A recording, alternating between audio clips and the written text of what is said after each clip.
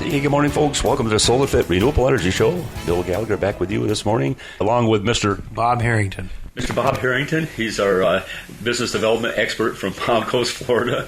And you have to, excuse me, folks, as I'm sitting across from Bob, and it just makes me laugh every time we do it. We have so much fun. It's probably criminal, but we're not going to turn ourselves in. Anyway, I wanted to give a shout-out to our friends at Daytona Dodge Chrysler Jeep Ram for their loyal sponsorship. Particularly to our driver, Mr. Daniel Dye, competing full-time in the Xfinity Series, driving the number 10 Colleague Chevrolet.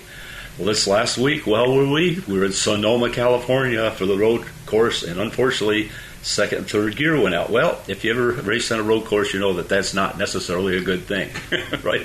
So, not the best finish, but this week, we're headed up to Dover, Delaware, and Daniel will be driving with the Race to Stop Suicide and the Solar Fit Colors across America to support a mission we're very, very passionate about. Anyway, I want to introduce a very good friend of ours and one of our customers, Mr. Bruce Tustin. Bruce, welcome to the show.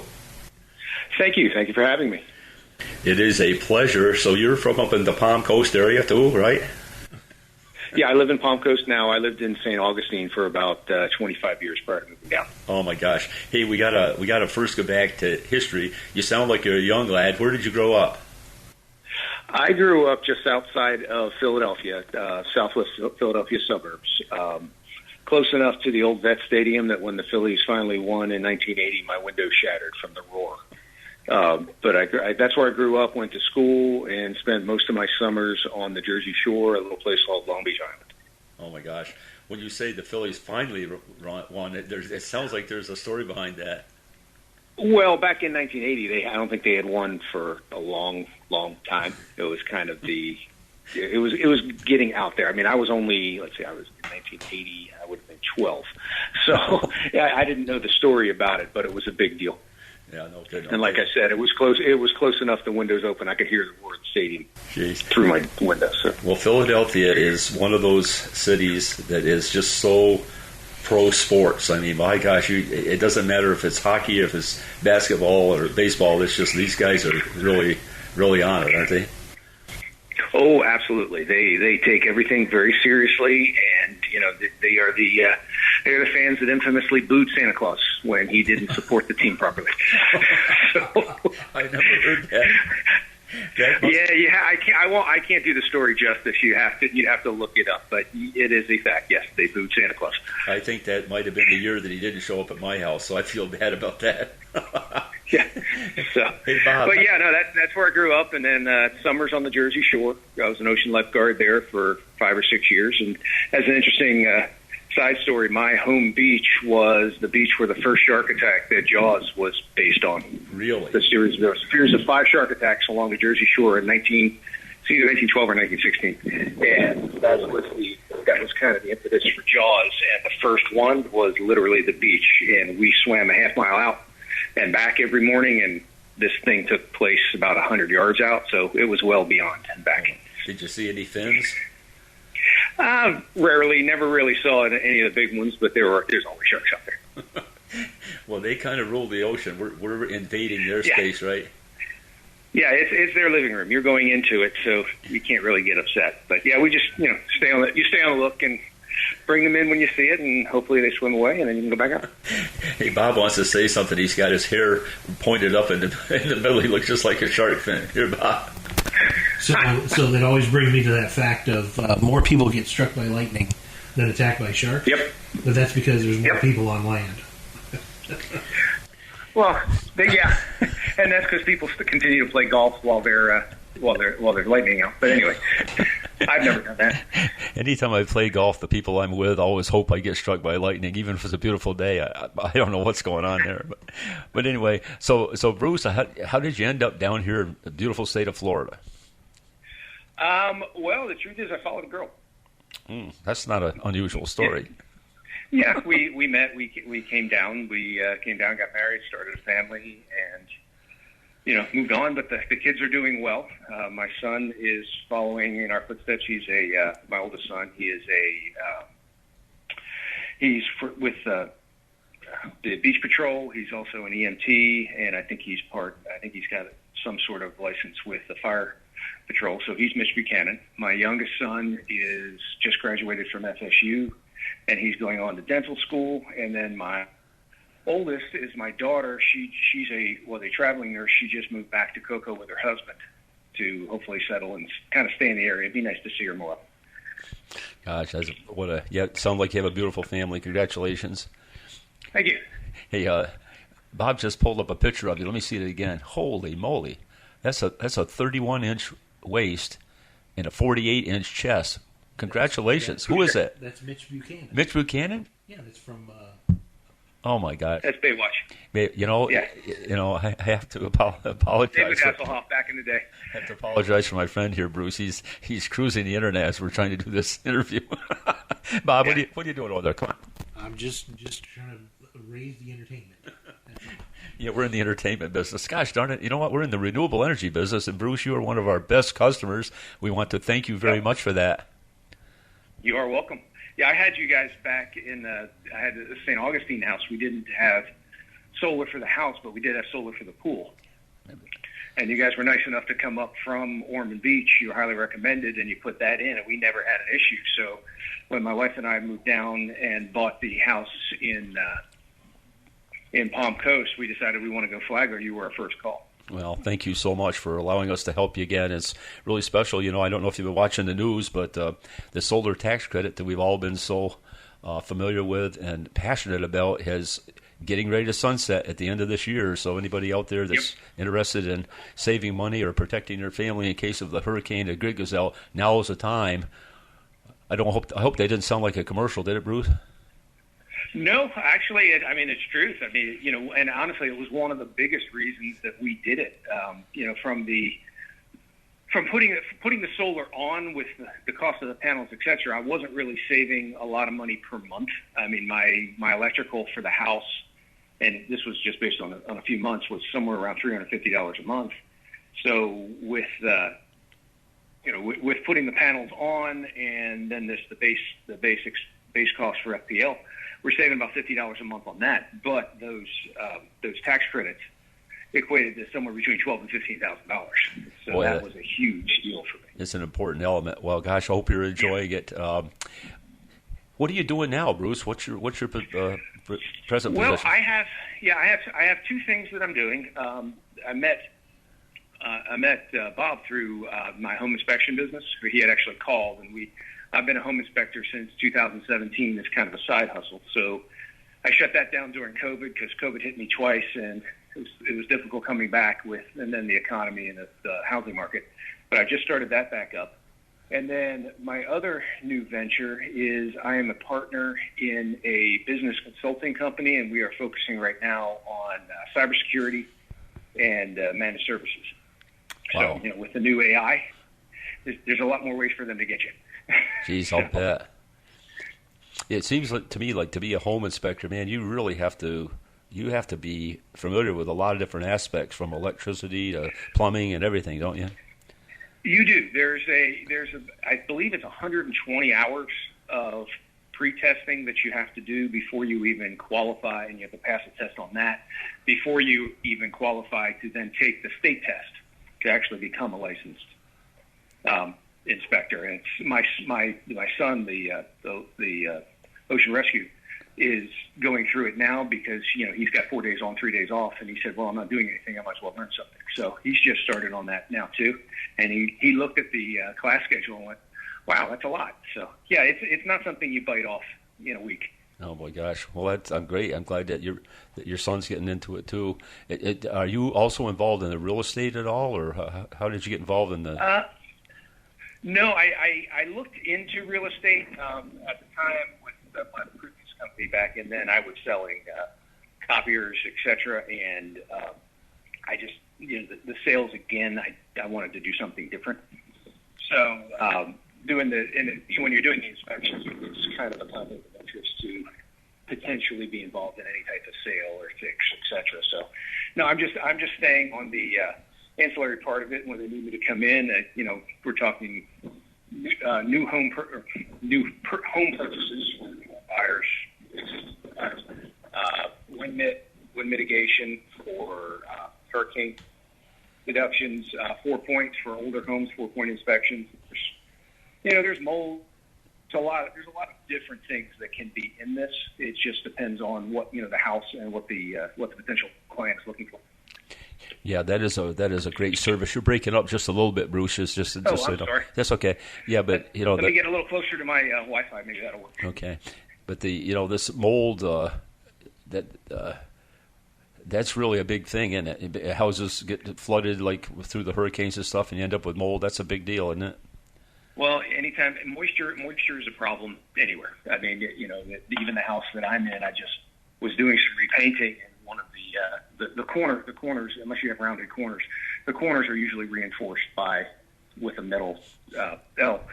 And the one in our house down at the bottom, it was rusting out, so I had to replace it. So yeah, I mean, it's Florida. There's always water. There's always anywhere the mold. If you see it, there's mold remediation. And there's qualified contractors that can do that, so we usually bring them right away. It seemed like the real estate people would be using your services quite a bit because people want to make sure a house they're moving into is in good shape, right? Well, I mean, pretty much most housing contracts now also say subject to inspection because if you're going to buy a house, you're going to walk through and you're looking for the things you like. And there's certain things you're just not going to know to look for. So it's just the last out for that homeowner to say, well, wait a minute, I wasn't aware it needed this. Yeah. For example, a roof actuarially in Florida, a normal shingle roof has anywhere from a 15 to 20 year life expectancy. So if the roof is, say, 16 years old, the roof may be structurally sound, but you need to know the age because you may have issues getting insurance on it because the insurance companies don't want to take that risk. So they may require you to replace the roof prior to getting insurance, which affects the sale. So these are things you got to know. Boy, that is interesting, Bruce. I don't know if Bob had a chance to mention to you, but we've got a special program that includes a new roof plus solar, and it really is taken off. Yeah, it's just taken off because in many cases, in fact, we just did a case study for a lady yesterday. She was paying $200 for her electric bill, and when we put solar in along with the roofing thing, she pays $200 just the same as she did, but she gets a roof included with it. So it's just amazing. And her electric goes to nothing. Yeah, I mean, with my solar, I think I make probably. I didn't have a base electric bill for about the first 3 months of this year, based on last year with the solar. Wow, that had to feel pretty good. Yeah, I mean, with the roof, etc. The cost to put the solar on is included, but the cost to take it off and then put it back on with a new roof, that's extra. So you need to know the situation with that roof prior to making that decision. And what Bob showed me was a no-brainer. Yeah, no, that's great. Bob, what can you tell us about that? So, it was a process that Bill and I were talking through, and because of my finance background, we really just ran through the numbers and figured out that, roofs normally only have a 5 to 7 year term on them, but if you increase the term a little bit and kind of tie it in with solar, that you can have a monthly payment that's really low, then you can have the solar system, which will offset $200 to $250 to, in your case, $350 on a monthly basis. So designing the system is important, and then you combine those things with the energy offset, and that actually leaves you with a payment that is often much less than what just the roof payment would be under standard terms. Good explanation, Bob. And yeah, what we're finding, and the reason we really developed this program is, with some of the insurance companies requiring replacement of the roof, sometimes prior to the life of the roof being up, it really put people in a bad position because they didn't have the money to be able to afford the new roof. So we thought, well, how can we do something where it's not going to be injurious to their budget? And this is a program that really I think is important for people to know about. And Bruce, thank you for understanding that and getting it. And I hopefully you can share that with some of your clients. Oh, absolutely. I mean, and part of my previous life we talked about the copiers, et cetera. I was heavily involved in the leasing, so a lot of it was, working backwards with budget. what are you paying now for this? What are you paying for something that we're going to encompass and take away? So here's your total budget. If we work backwards from this and we can do it for that money or less, it's essentially a no-brainer. And, it makes a lot of sense. The biggest thing, too, is that what you're not touching is even a roof that's 10 years old has inherent problems. They just age. There's nothing that, the roof isn't going to fall in. You're not going to get water. But if you're considering the solar and you can get the roof done at the same time, we get in, we look at the underside, we see where the issues are, and they can fix those little issues, and then you're set for the next 20 years. Oh, man. You're a tremendous resource. Tremendous resource, Bruce. Folks, we're going to have to take a short break. So please stay with us. When we go right back, we'll talk to Bruce. We'll learn more about what he does to help the people in his area. Right back with you.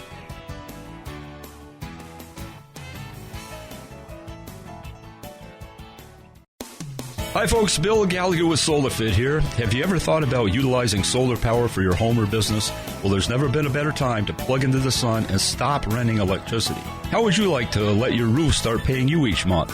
Give us a call at 445-7606. That's 445-7606, or visit us at solarfit.com and set yourself free. SolarFit your life and set yourself free with the sun's free energy. Hey folks, welcome back to the SolarFit Renewable Energy Show. I'm here with my buddy Bob Harrington. Hey everybody. Welcome back, Bob, and we're with our good friend, Mr. Bruce Tussin. I hope you caught the first session. If you didn't go, please go to our podcast because it's really interesting. Bruce, during the break, we were talking about cyber security, and man, I'll tell you what, that just sends chills up my back. It's kind of James Bondish. Tell me what cyber security is. Well, cybersecurity is for businesses is essentially the protection of your information while you do business. Okay, with the new AI, and AI is just a tool; it's neither good nor bad, can be used for good and bad. The hackers that use it for bad can now send you things that are innocuous and then take control. And essentially, what used to be when you got hacked, they'd lock you down, they demand money, and the work way around it would be to back things up, and you'd back things up for a half a day, maybe a couple days, and you're fine. Now they're smarter. So now what they do is they get everything in, and they sit on it for 6 months, sometimes up to a year, and fully integrate into your system. So now your options to go backwards are to lose a year's worth of data, which most companies simply can't afford. So what AI or what cybersecurity is going to do is it's going to monitor all of these access points. It's going to throw up red flags. If you download something that has allowed something in that shouldn't be, we need to get that out of there. It's going to make sure you're you logging in and somebody hasn't hacked your password. There's things like two-factor authentication where you log in and something pops up on your cell phone that said, hey, is this you? You plug in a number, it says yes, and away you go. These are what cybersecurity does. So it allows businesses to work cleanly and smartly without the excess worry of how am I going to get shut down tomorrow. You've heard of all of these hacks and the anonymous, etc., and they're holding them for 8,000 Bitcoin or whatever they want, depending on the size of the company. That's what it prevents. Boy, that's a challenge that we need to be aware of and overcome ahead of time, don't we? It is. I mean, look, to a different degree, and when everybody asks me this question, unfortunately the answer is it depends. It depends on the type of business you have. It depends on how much interaction you're doing on the web. It depends on how much either personal or business information you have on your clients. It depends on what your risk factor is. So you may not need the full Fort Knox version of this. You might deal with, a halfway version of it. If you don't take credit cards and you don't store personal information from a client, you don't need to protect them because you don't have anything. So but it's information that everybody should know about. Okay, we're a surfing community, so the best analogy I can give for the surfers out there is you're out surfing, there's set waves coming. You have two choices. You can paddle out into the lineup, choose your line, and ride the wave to the shore, or you can sit in the impact zone and get dragged in by your leash. Either way, you're going to shore. It's really just a question of how do you want to do it. So our job is to give you the information, tell you this is where it is, here's your vulnerabilities, here's what we can do to fix them, and then it's your job as the client to say, this is what I want to do, and we go from there. And we're good right now is fully acceptable answer. Man, that is super. That is super interesting. What's the name of your company? It's Technovate Consulting Partners with a TEK. The website is technovatecp.com for technovateconsultingpartners.com. Yeah, that sounds like it'd be a good opportunity for people in business to protect their businesses. Oh, absolutely. And the nice thing about it is the first part and the first two stages of this are absolutely free. We have software where we can take a vulnerability assessment of where you sit right now, report it back to you, and say, here are your vulnerabilities. Would you like to assess them? And all through that, there's simply no cost to you. I mean, I'll give a primary example of where we are right now. I'm sure most people have heard that Windows 10 is sunsetting in October. Okay, what that means is Microsoft is no longer going to do any updates for Windows 10. So any new attacks, new loopholes, new problems that come up after that point, Windows 10 is just going to be vulnerable. So for anybody that has, a network where if we're taking care of your network, for example, we're going to have to upgrade you to Windows 11. The problem is that not all computers, depending on the capability of the computer when you bought it, is capable of upgrading to Windows 11. Windows 11 takes a lot more computing power than Windows 10 did, so if you bought a lower-end computer, which is absolutely fine, it just may not be capable of handling Windows 11.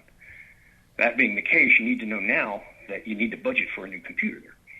If you're just going to upgrade to Windows 11, I don't believe there's any cost with that. You just upgrade your license and away you go. But if you need, say, 5 computers, with the cost of computers nowadays, depending on what you need, it's something that you need to be budgeted for. I would rather know in July and August as opposed to, hey, it's Halloween and I got to buy something tomorrow. Good advice. Good advice. Bob, what's your good advice?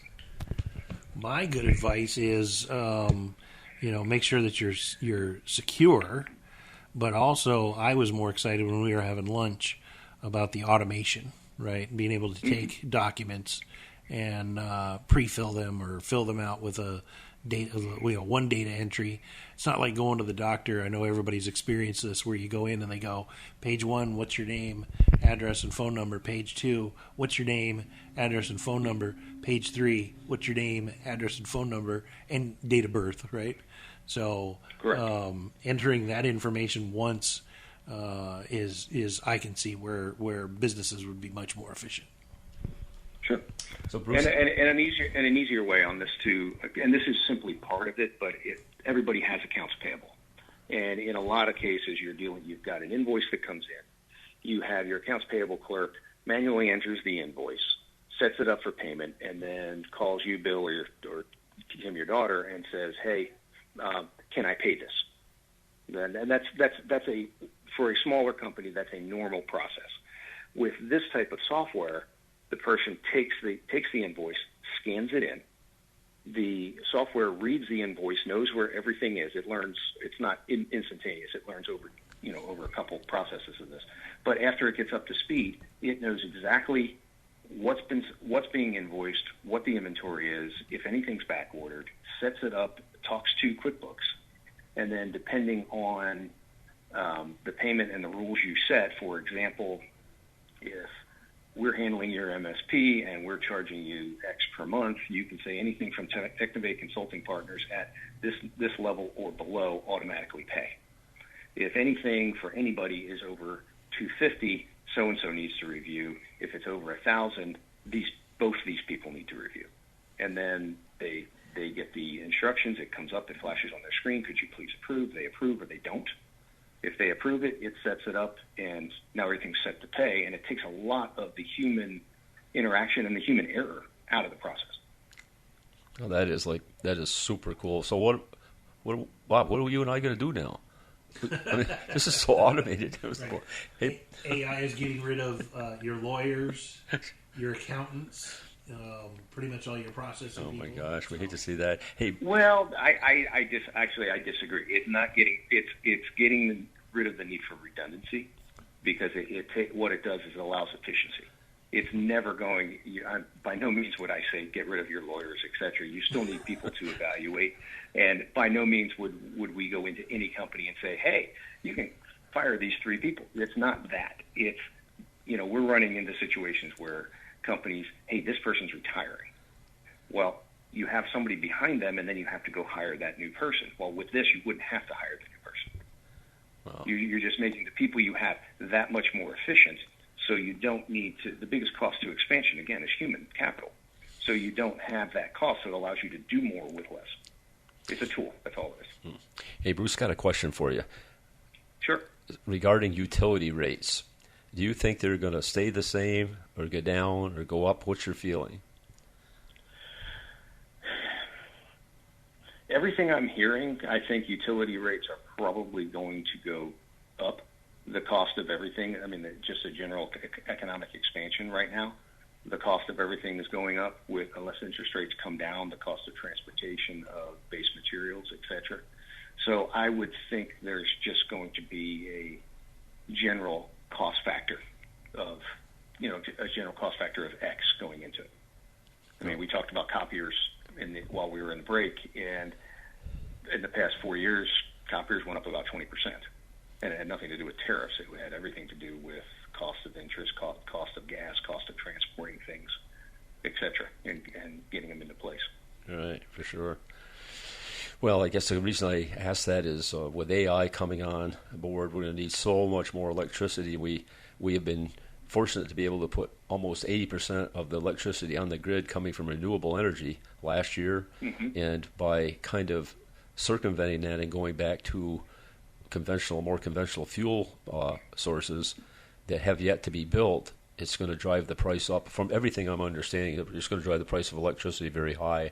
I know that our local utilities asked for a $9 billion increase with a B. That's, I don't know, Bob, is that what you make about a week? Yeah, right. Anyway, it's a big number. So, yeah, I think the thing is that we just need to use all energy sources to produce as much as we can right now, because we're going to be at a deficit if we don't include all sources. But that's just my opinion.